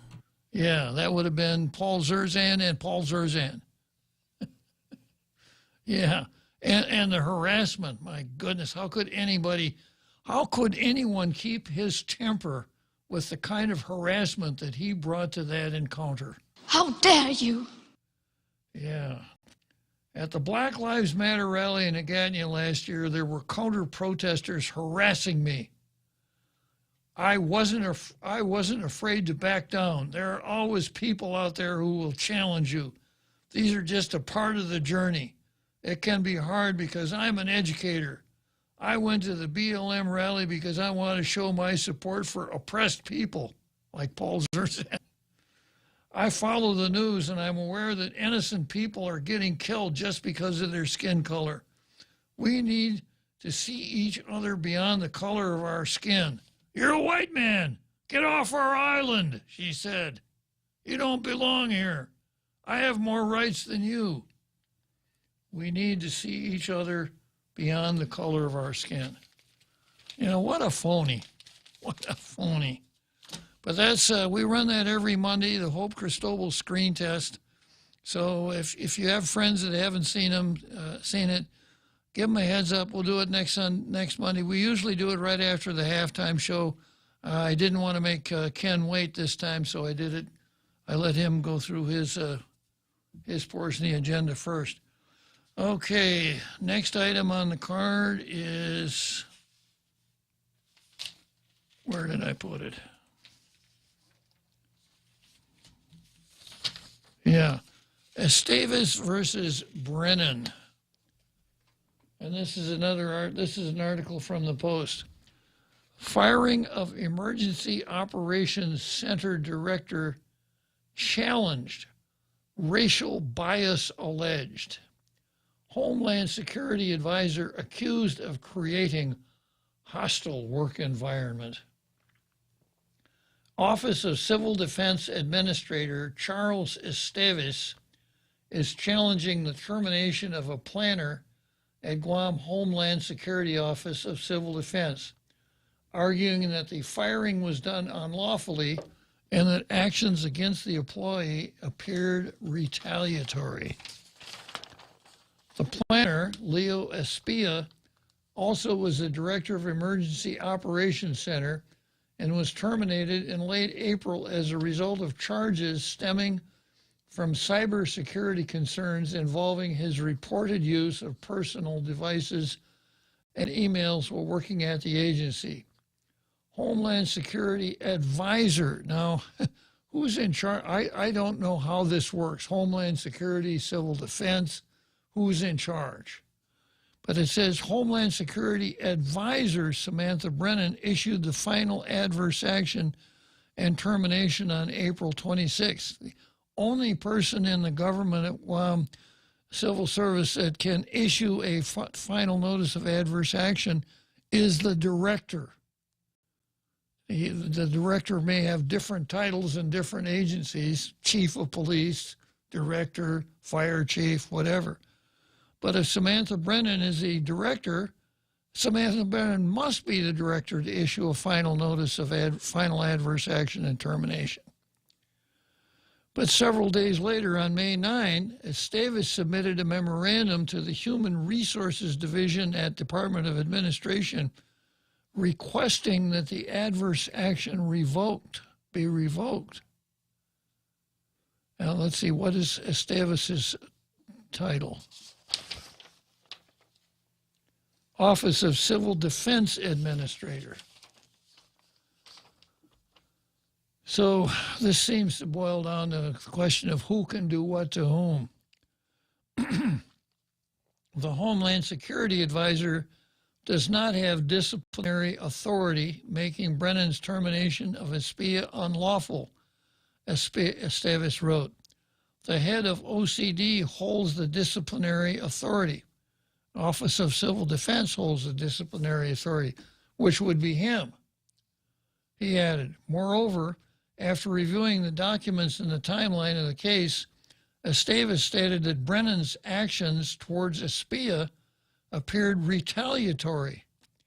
Brennan reportedly disabled Espia's badge and access to the GHS OCD facility, instructed staff not to talk to Espia, and directed a law enforcement officer to check up on him at a clinic where he was being treated to obtain information. Well, let me read that sentence again, see if you can figure it out, Jose. Sent a law enforcement to check up on him at a clinic where he was being treated to obtain information. Wonder what kind of treatment they gave him maybe gave him truth serum, huh? That might not be what was intended, but that's how it was read. Yeah, or maybe at the clinic they waterboarded him. Yeah, which Estevez said was not just a waste of resources, but a potential violation of federal health privacy law. There are multiple complaints related to Samantha's toxic leadership style and personality, the hostile work environment she created, and her actions against Leo, Estevez said. Well, this is kind of gratuitous there, Estevez. If you have the authority to discipline and she doesn't, that's really all you need to say. His memorandum included incident reports expressing concern that Brennan had undermined employees, contradicted herself, discriminated against Filipino employees, and showed favoritism among other allegations. 3 Filipinos at the agency were discriminated against, according to the memo submitted. He's kind of going a little farther afield here, right? As an example, Brennan questioned leave requests for being sick or experienced car trouble, but approved leave for a non-Filipino who wanted to get a haircut, according to documents filed with the CSC. Now, how did the CSC get involved already? The Guam Daily Post called Brennan for comments Sunday about the allegations in the civil service case. She declined to comment. But before being named Homeland Security Advisor, Brennan had served as the Director of Department of Corrections. Her tenure had been a rocky one, having seen criticism over working conditions at the prison. Brennan resigned from the directorship in November 2019 and later took on the role of Homeland Security Advisor in October 2021. Estevez stated in his May 9 memorandum to DOA that as a disciplinary authority, he will conduct an inquiry on the claims against Espia after returning from military leave in June, but also said he was troubled by the actions taken against Espia.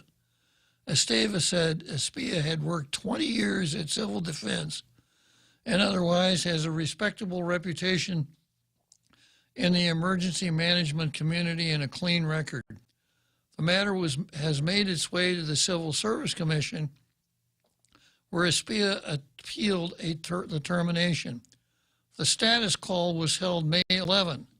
Assistant Attorney Donna Lawrence represented GHS OCD.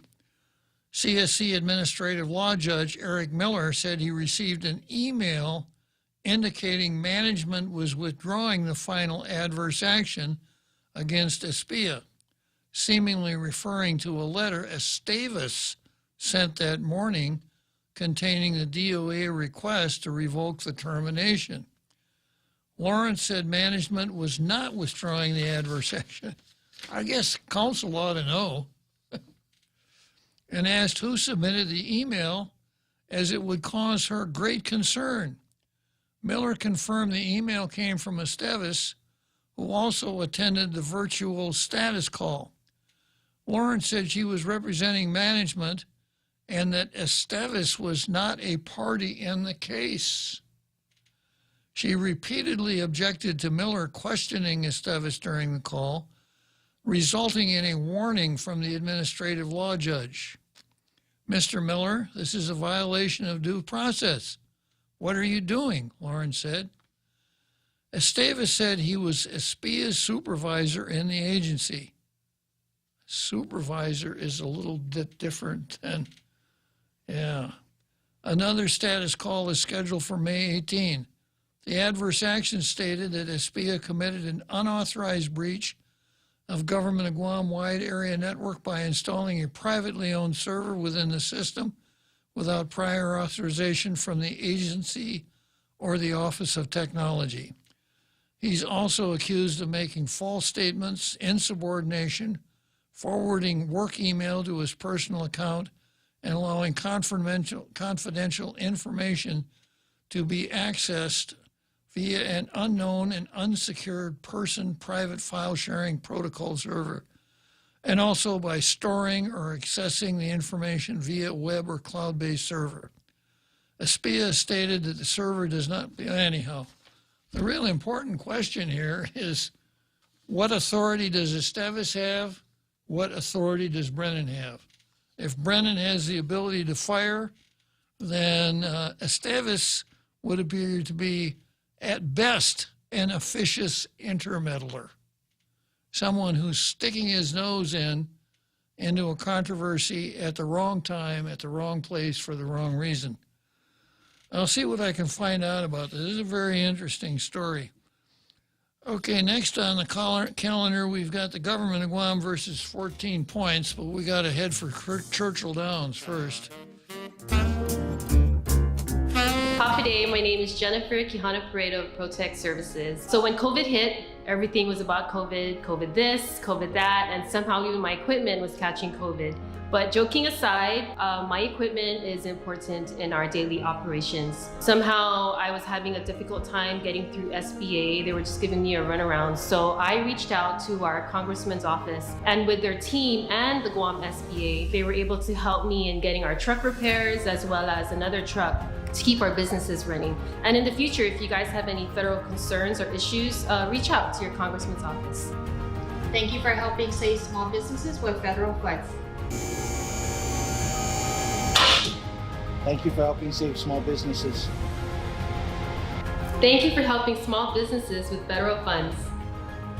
This ad was paid for with official funds from the office of Congressman Michael F.Q. San Nicolas. Come try Guam's original Chamorro restaurant with Pica's best 5 years running. Mezcla Chamorro Fusion Bistro. Experience Chef Peter's candied salmon over scallion coconut rice, octopus tenactac, Chamorro platter, and their award-winning gourmet hamburgers. Or if you're looking for something healthy, try their keto-friendly menu. Come and enjoy Mezcla's half-a-day service at their Hagåtña and Grand Plaza Tumon location. Call their Hagåtña location at 479-2652 for reservations.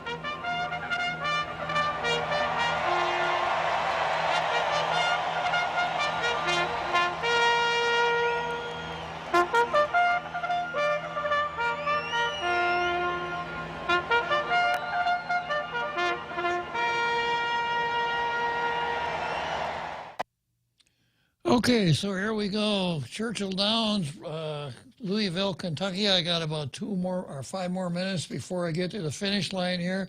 Next item on the card is Gov Guam versus 14 points. There's a story in the Post. GDOE requests $268.3 million for 2023 budget, nearly 8% less than last year.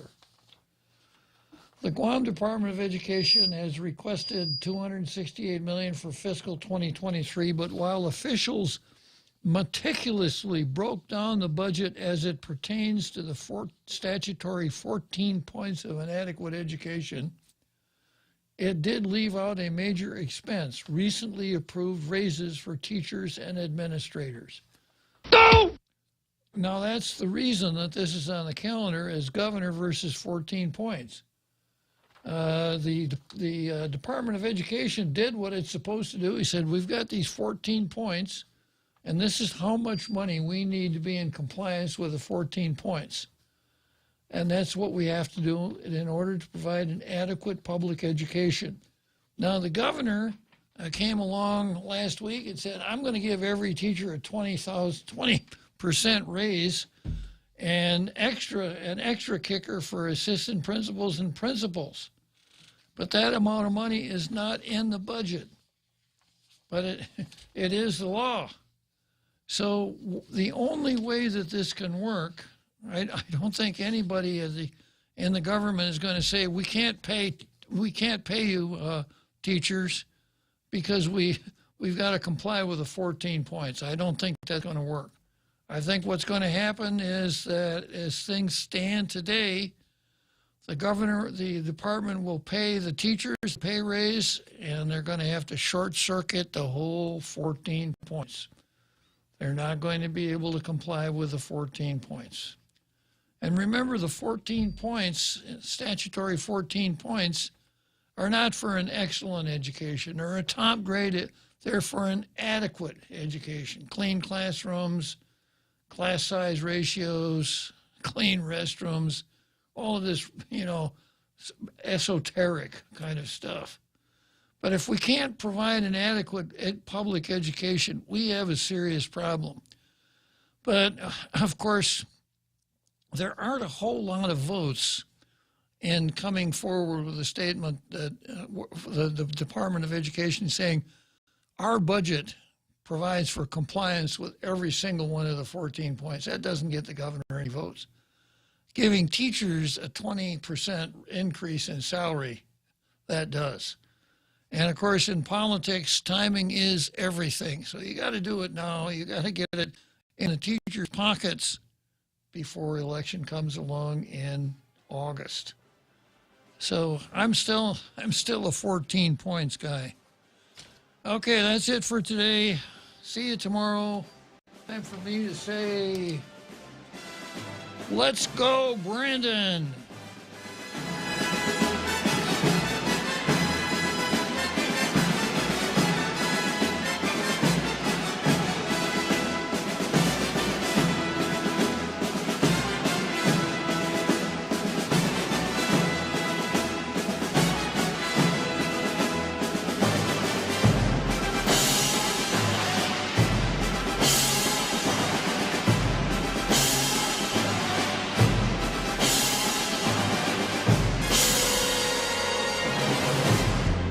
The Point is KUSG, Hagåtña, Guam, 93.3 FM and 104.3 HD3.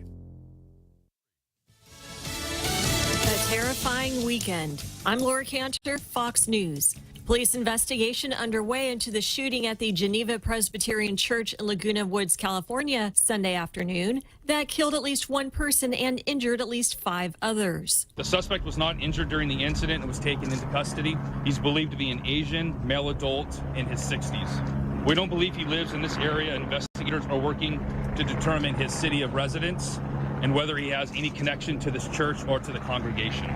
Orange County Undersheriff Jeff Halleck. Halleck saying that churchgoers detained the suspect and used an extension cord to hogtie him. Laguna Woods resident Elaine Thies is in disbelief about what happened in her community. I've lived here 3 years and I felt totally safe, and I've been in that church before for a meeting. In Houston Sunday afternoon, a shooting at a flea market killing 2 people and injuring 3 others. Authorities saying the shooting escalated from an altercation involving men in their 20s who appeared to know each other. Thousands of people were at the flea market when the shooting happened. It's very popular on Sundays for families to come down here and eat and, ride rides and stuff like that. Susan Cotter, Major of Patrol, Harris County Sheriff's Office.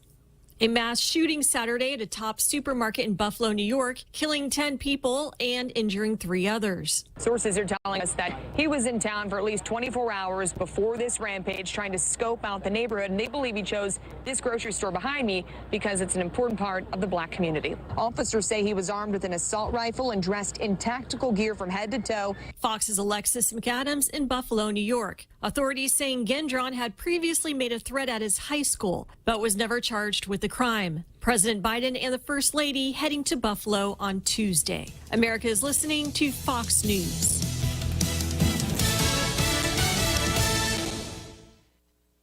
Get Get all of your favorite Fox News podcasts ad-free on Apple Podcasts with Fox News Podcast